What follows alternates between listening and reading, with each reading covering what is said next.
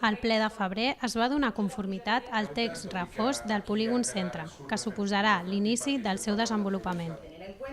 El projecte es va dissenyar tenint en compte les opinions de la ciutadania i les empreses i preveu la seva millora amb nous vials, equipaments i l'ampliació dels usos industrials per a empreses.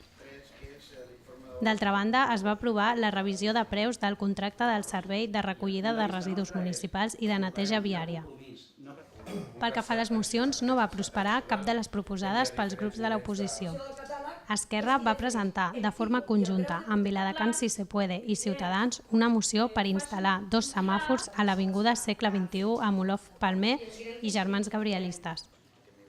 Tot i que no es va aprovar, l'equip de govern va manifestar el seu compromís per tal de reduir la sinistralitat en aquest punt, amb la instal·lació de coixins berlinesos i fer seguiment.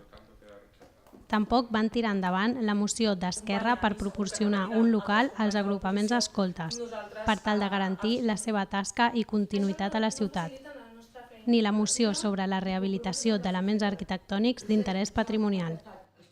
La moció conjunta dels grups municipals, Partit Popular i Viladecans Si Se Puede per a la incorporació de mesures que promoguin la reducció de voluminosos als carrers de la ciutat va estar rebutjada per l'equip de govern, així com les 2 mocions del grup municipal Viladecans Si Se Puede, una relacionada amb la regulació de l'aparcament a l'estació de tren de Viladecans i l'altra relacionada amb la millora de la il·luminació als carrers de la ciutat. També es va rebutjar la moció del grup municipal Guanyem Viladecans Cap sobre la publicació de l'agenda pública institucional de l'equip de govern.